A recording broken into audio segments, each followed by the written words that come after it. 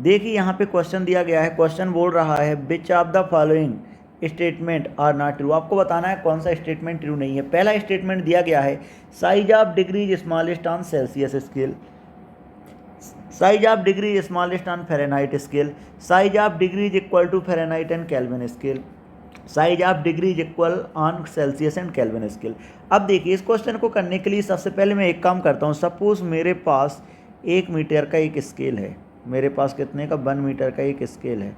अब 1 मीटर का जब स्केल है, अगर मैंने इसके जब मैं सेल्सियस स्केल की बात करूँगा, कौन से स्केल की बात करूँगा, सेल्सियस। और जैसे ही मैं सेल्सियस स्केल की बात किया तो मैंने 1 मीटर के स्केल के कितने पार्ट किए, 100 पार्ट कर दिए।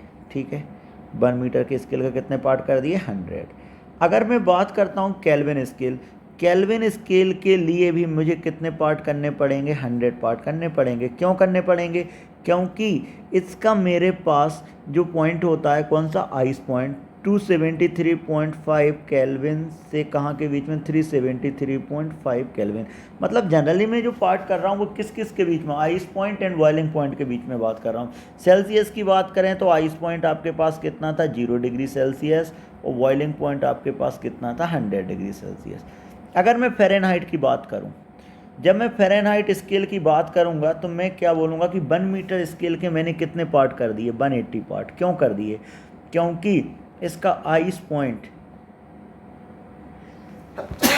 32 डिग्री फ़ारेनहाइट है एंड इसका बॉइलिंग पॉइंट 212 डिग्री फ़ारेनहाइट है। तो इसके मुझे कितने पार्ट करने पड़े, 180 पार्ट। अब देखिए इसके मैंने पार्ट जब 180 करूँगा 1 मीटर के स्केल के पार्ट, तो क्या हर पार्ट का लेंथ क्या हो जाएगा, कम हो जाएगा। तो सबसे जो स्मॉल वाला स्केल है, स्मॉल स्केल, अगर तीनों में कंपैरिजन की बात करूं तो सबसे छोटा वाला स्केल आपके पास क्या होगा, फ़ारेनहाइट। फ़ारेनहाइट से बड़ा क्या होगा, डिग्री सेल्सियस, और केल्विन, दोनों का साइज क्या होगा, इक्वल होगा। अब देखिए यहाँ से मैंने रिलेशन निकाल लिया। तो क्या बोला है, पहले size of degree is smallest on Celsius scale. ठीक है, पहला ऑप्शन ही दिया गया है।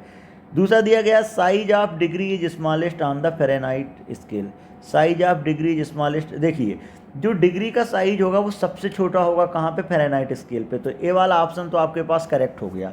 तो मतलब इनकरेक्ट में एक तो आपके पास ऑप्शन नंबर ए हो गया इनकरेक्ट। ठीक है, क्योंकि मुझे इनकरेक्ट देखना है कौन सा सही नहीं है। अब अगला बोला गया size of degree is equal on Fahrenheit and kelvin. अब फ़ारेनहाइट अगर केल्विन की बात करें, देखो फ़ारेनहाइट का स्केल जो था वो सबसे छोटा था, सॉरी फ़ारेनहाइट का स्केल क्या था, सबसे छोटा था। तो मैं यहाँ से लिख सकता हूँ कि सबसे छोटा क्या था, फ़ारेनहाइट। तो ये दोनों इक्वल नहीं हो सकते। ठीक है, तो आपके पास एक गलत स्टेटमेंट, ऑप्शन नंबर सी हो गया।